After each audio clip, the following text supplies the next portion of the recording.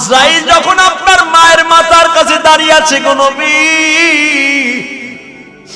আমি জিবরাইলও তো দাঁড়ায় আছি। হঠাৎ করে যখন আজরাইল আপনার মায়ের জান কবজ করার জন্য একবার পায়ের কাছে যায় আর একবার মাথার কাছে যায়, একবার আপনার মায়ের মাথার কাছে যায়, আপনার সঙ্গে স্পর্শ মায়ের সাথে আসে বিদায় আজরাইল আপনার মায়ের গায়ে হাত দিতে সাহস পায়। কেন আপনি যে কি মানুষ আমিও জানি, আজরাইলও জানে গো। আপনি সারা দুনিয়ার শ্রেষ্ঠ মানুষ, আর আমার আল্লাহ বারবার বলে দিছে, আজরাইল তোর নামই আজরাইল, তোর নাম মালাকুল মউত। ছেলের সামনে থেকে মাকে নিয়ে আসবি, বাবাকে নিয়ে আসবি, মায়ের কোলের থেকে বাচ্চারে নিয়ে আসবি, মা ছায়া ছায়া দেও। কয়েকদিন আগে ময়মনসিংহ রোডে একটা অ্যাক্সিডেন্ট করছে, আপনারা দেখছেন। মা মৃত্যু হয়ে রয়েছে, মেয়েটা মা মৃত্যু অবস্থায় মায়ের স্তনের দুধ টেনে টেনে খাইছে। ওই মেয়েটা এখনো বাবা একজন শিল্পপতি, তারে দুধ দুধ নিছে, পালতে নিছে, মেয়েটারে অনেক ভালোভাবে পালতাছে বাবা। কিন্তু একটা কথা মনে রাখবেন, এই মেয়েটা যখন বড় হইয়া বিবাহ হইয়া আর এক বাড়িতে যাবে, যখন শুনতে পাবে আমার মায়ের মৃত্যুর পরে আমি দুধ টাইনা খাইছি, আমার মা আমার সামনে থেকে বিদায় হয়ে গেছে, এই মেয়েটা যতই সুখে থাকুক গর্বনের দুঃখ কেউ বুঝবে না গো বাবা।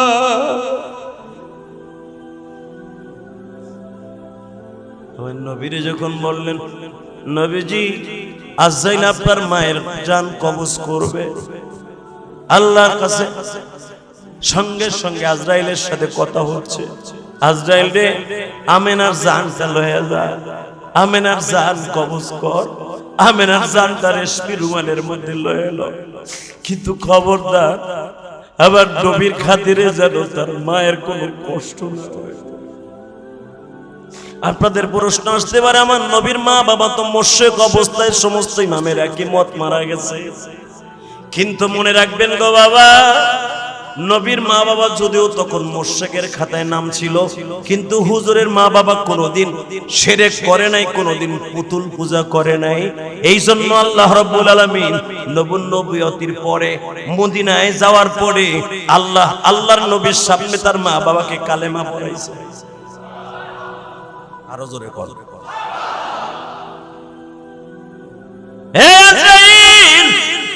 যদি আমার নবীর মা বাবা মুশরিক অবস্থায় এখনো তাদের খাতায় নাম তুলছে, আমি আল্লাহ জানি তাদেরকে কালেমা পড়াবো, কিন্তু খবরদার আমার নবী তো এখনো নবুয়তি পায় নাই। আমার নবীর খাতিরে মায়ের সাথে লেগে আছে বিদে আমার নবীর মায়ের কষ্ট। এর দ্বারা বোঝা যায় আল্লাহ ওয়ালাদের সাথে যাদের সম্পর্ক থাকবে, আল্লাহ তাদেরকে যেভাবে হোক কালেমা নসিব করাবে। ভালো লোকের সাথে সম্পর্ক রাখবেন, খারাপ লোকের সাথে না। নবী আপনার মায়ের জান কবজ হয়ে যাবে, আর মাত্র কয়েক সেকেন্ড বাকি আছে। আল্লাহ ছাড়া দুনিয়ায় যত ফেরেশতা আছে সব ফেরেশতা দাঁড়ায় দাঁড়ায় কাঁদে, মালিক তোমার কি মায়া লাগে না গো? এই 6 বছরের বাচ্চাটার সামনে থেকে এত বড় দামি মানুষটার সামনে থেকে তার মারে নিয়ে আসবা। আমার আল্লাহ বলেন, জিবরাইল রে, আমি আল্লাহর মতো দয়াবান পৃথিবীতে কেউ নাই, কিন্তু আমার পয়গম্বরকে আমার নিজের হাতে লালন পালন করব, আমার নবীকে সারা দুনিয়ার মানুষের থেকে আলাদা করে লালন পালন করব। আমি আমার নবীর মা বাবাকে বাল্যকালে আনার পরে বুঝাই দিব আমি আবার নবীরে কত ভালোবাসি। হুজুর আপনার মায়ের মৃত্যুর এই দৃশ্য দেখে আমি না, সারা দুনিয়ার ফেরেশতারা কাঁদতেছিল গো নবী। কেন কাঁদতেছিল জানেননি? আপনি মায়ের বুকের উপরে বারবার পড়িয়া যখন বলতেছিলেন, মা গো মা, আগে যদি জানতাম গো মা, কোনদিন আমি মদিনায় বাবার কবর দেখতে আসতাম না। মা তুমি কি একবারও ভাবলা না গো মা, তোমার মুহাম্মদকে সকালের নাস্তাটা কে মুখে তুলে খাওয়াইব? তোমার মুহাম্মদকে কে আগামীকালকে গোসলটা করায়? মাসকে যখন তুমি আমার জোহরের গোসল করায় দাও, আমি দেখতেছিলাম তোমার শরীরে জ্বর এসে গেছে। দুপুরের দিকে বারবার বলতেছিলাম, মুহাম্মদ রে, কেন যেন মনটা বলে বাবা আগামীকালকে তোরে আর গোসল দিতে পারবো না গো।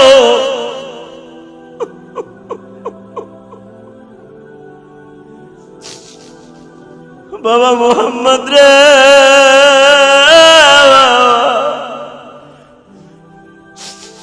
যেভাবে থাইকো ভালো থাইকো বাবা, সুখী থাইকো।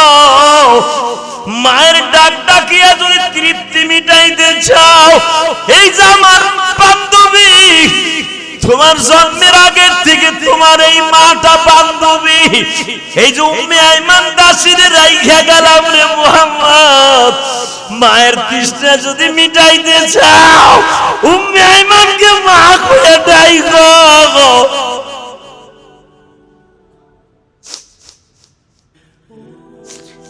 নবী আপনি যখন এই কথাগুলো বিনয়ে বিনয়ে বলতেছিলেন, আপনার মায়ের মৃত্যুর পরে আমি জিবরাইল আর সহ্য করতে পারি নাই গো নবী। আমার তো কোনো মা নাই, বাবা নাই, আমার জীবনে কোনো ছেলে মেয়ে নাই, কিন্তু নবী আপনার চোখের বাণী আমি জিবরাইল সহ্য করতে পারি নাই গো। সারা দুনিয়ার ফেরেশতারা কাঁদছে, ইসমাইলকে জবাইয়ের দিন কাঁদছে, আপনার কান্না দেখে কাঁদছে। আপনার একটা কথা এখনো আমার হিট লাগে নবী, আপনি মায়ের মাথাটা বুকে নিয়ে বলতেছিলেন, আমার কলিজার টুকরা মা, আমার আদরের মা, কেমনে যাব ওই না মক্কায়, কেমনে যাব ওই না বাক্কায়, তোমাকে রাখিয়া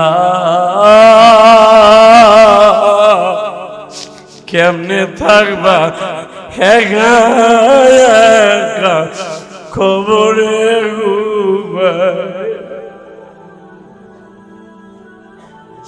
কেমনে থাকবা একা একা কবরে ঘুমায়। আগে যদি জানতাম মা গো ছাড়িয়া তোমার জাদু কোনো দিন মদিনায় আসতো। নবী আপনি যখন বারবার বলতেছিলেন, মা গো বাবার কবর দেখতে আসে, তুমি আমার এতিম বানায় যাইবা, জীবনে আমি বাবার কবর দেখার জন্যই মদিনায় আসতাম না গো মা। নবী এই দৃশ্য আমি দেখি আমি জিবরাইল সহ্য করতে পারি নাই। আজরাইল জীবনে কোনদিন কোন মানুষের জান কবজ করতে যায় কাঁদে নাই গো নবী। ওদিন আজরাইল সহ আপনার মায়ের জানটা রেশমি রুমাইলে নিয়ে দাঁড়ায় দাঁড়ায় কাঁদে।